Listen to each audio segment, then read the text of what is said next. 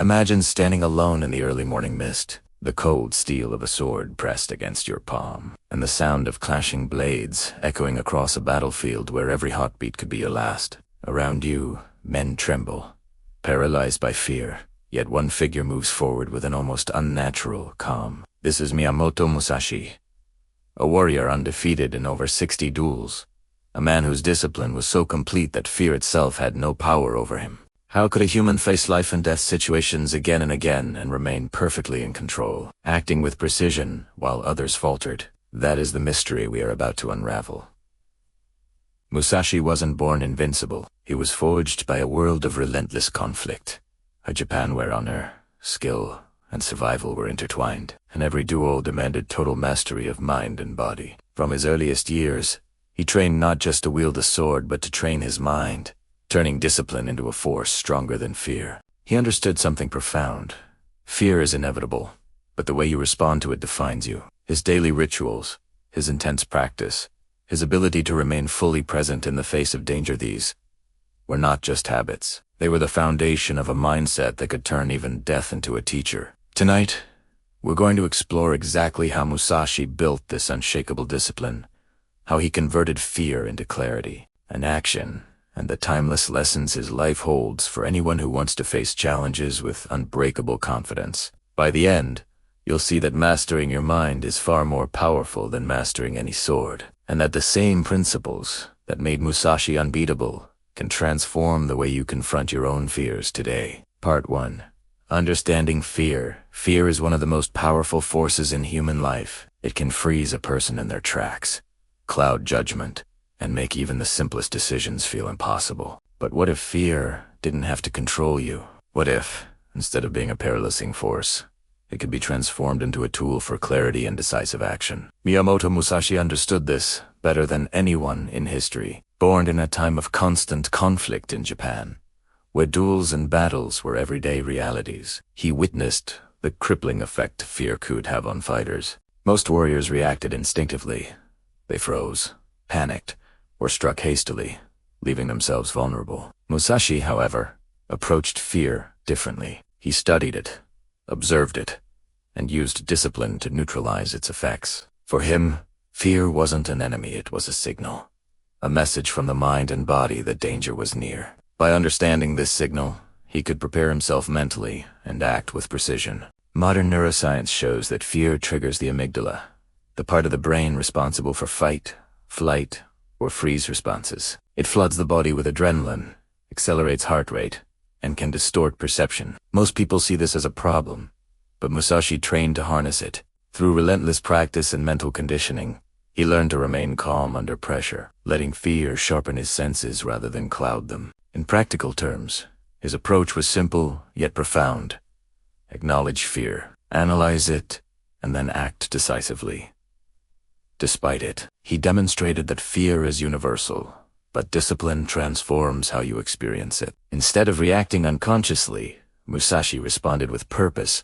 In modern life, we face a different kind of battlefield deadlines: competition, public speaking, personal challenges, but the principle remains the same. Fear doesn't have to control us.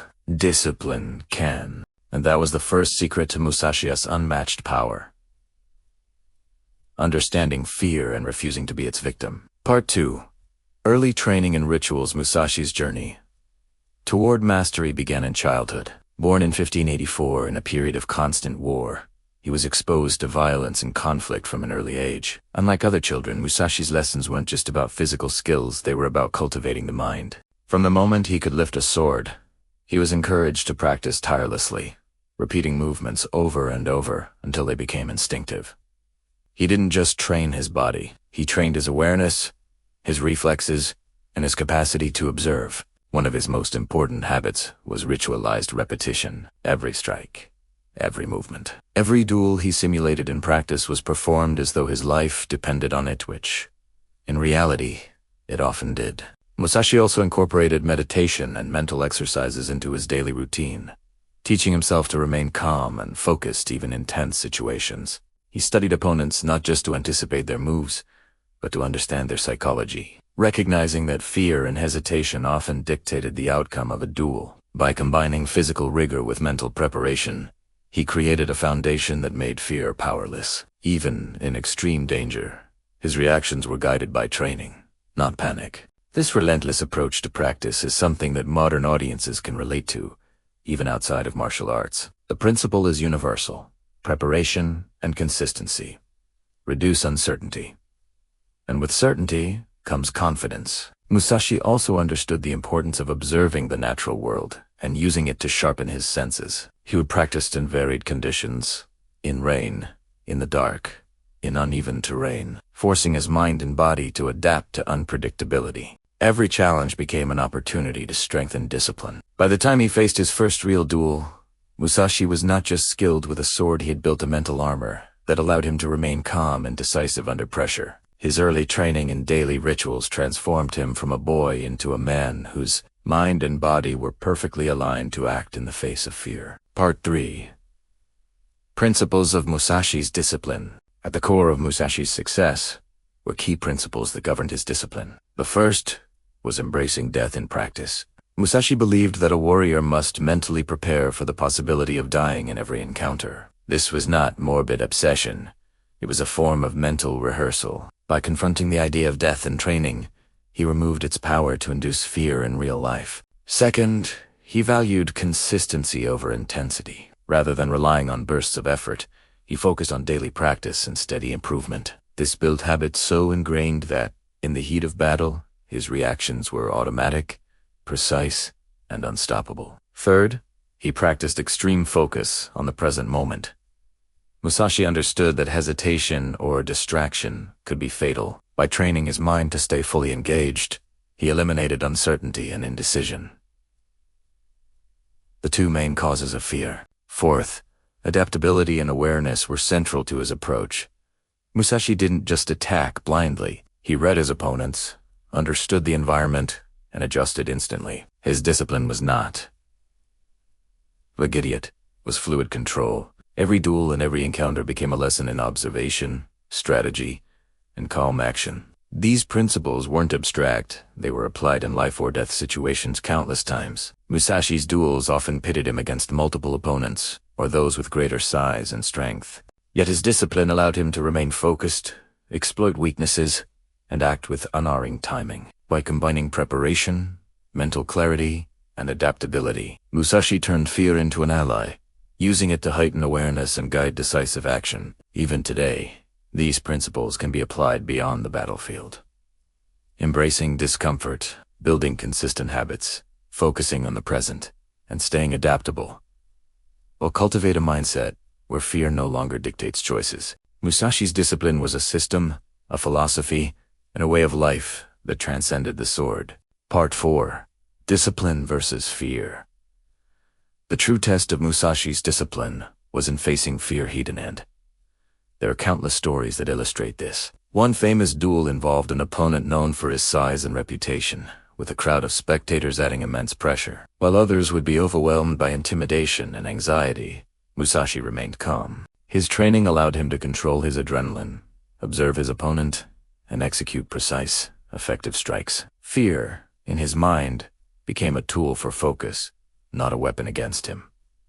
Discipline, in essence, rewired his nervous system. He conditioned himself to respond rather than react, to act decisively without hesitation. This distinction is crucial. Most people experience fear as a paralyzing force, but Musashi's discipline converted it into clarity. He understood that fear signals danger, but it doesn't determine outcome, action does. By remaining grounded in practice and principle, he turned fear into a source of strength, enhancing reflexes, observation, and timing. This approach is applicable even outside of combat. In modern life, fear manifests in different ways: stress at work, high-stakes decisions, social anxiety, but the solution is the same. By building mental and habitual discipline, we can prevent fear from dictating behavior. Musashi teaches that mastery over fear isn't about eliminating it. It's about controlling the response to it.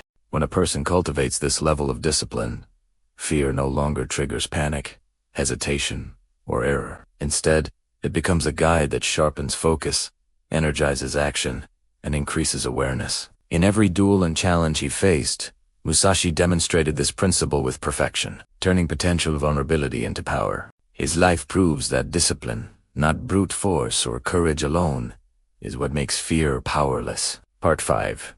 Lessons for today. Musashi's life and discipline hold timeless lessons, even for people who will never touch a sword. The first lesson is preparation. Just as Musashi trained relentlessly to make his actions automatic, modern challenges demand consistent effort and practice. Habits build confidence, and confidence reduces fear. Second, embrace discomfort. Musashi deliberately put himself in situations that tested his limits, forcing growth and resilience. Modern life is full of battles, stressful presentations, career risks, or personal challenges, and stepping into discomfort trains the mind to respond instead of retreat. Third, focus on the present moment. Distraction and overthinking are modern fears. Musashi's ability to remain fully present allowed him to act decisively. We can apply the same principle by concentrating on the task at hand, rather than being paralyzed by what-ifs. Fourth, adaptability matters. Musashi never relied on a single plan. He observed, analyzed, and adjusted in real time. Today, flexibility and problem-solving, decision-making, and interpersonal interactions is equally powerful. Finally, transform fear into information, not limitation. Musashi used fear as a guide, a signal to heighten awareness and sharpen strategy. Modern people can learn to recognize fear, analyze it, and let it direct action rather than stop it. By applying these principles: preparation, embracing discomfort, focus, adaptability, and fear transformation, one can cultivate a mindset where fear no longer controls them. Musashi's discipline wasn't about swords. It was about mastery of the mind, a timeless blueprint for facing challenges with unshakable confidence. In the end, fear is inevitable, but discipline can make you unstoppable, just as it made Miyamoto Musashi a legend that will be remembered for centuries. As we wrap up, take a moment to reflect on what Miyamoto Musashi's life truly teaches us: that fear is not an enemy, but a signal of force that can either paralyze us or sharpen our focus, depending on how we respond. Musashi didn't face death because he was fearless. He faced it because his discipline was stronger than fear itself. Every duel, every practice, every moment of preparation built a mind and body so aligned, so imsacable, that hesitation had no place.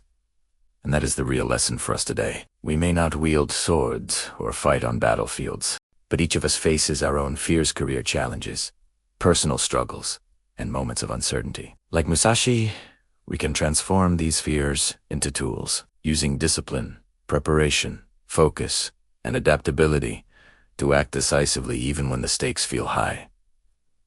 Remember, mastery isn't about avoiding fear. It's about controlling your response to it. Take one thing from today's journey. Identify a fear in your life and commit to confronting it through disciplined action, step by step. When you do, you'll realize something extraordinary. That discipline can make you unstoppable, just as it made Musashi a legend for centuries. Let his life be a reminder that fear may be inevitable, but how we face it is entirely our choice. So, train your mind, master your habits, and step into life with the same unshakable confidence that turned a boy from 16th century Japan into one of the greatest warriors the world has ever known. The sword may be gone, but the lesson lives on, and now it's yours to wield.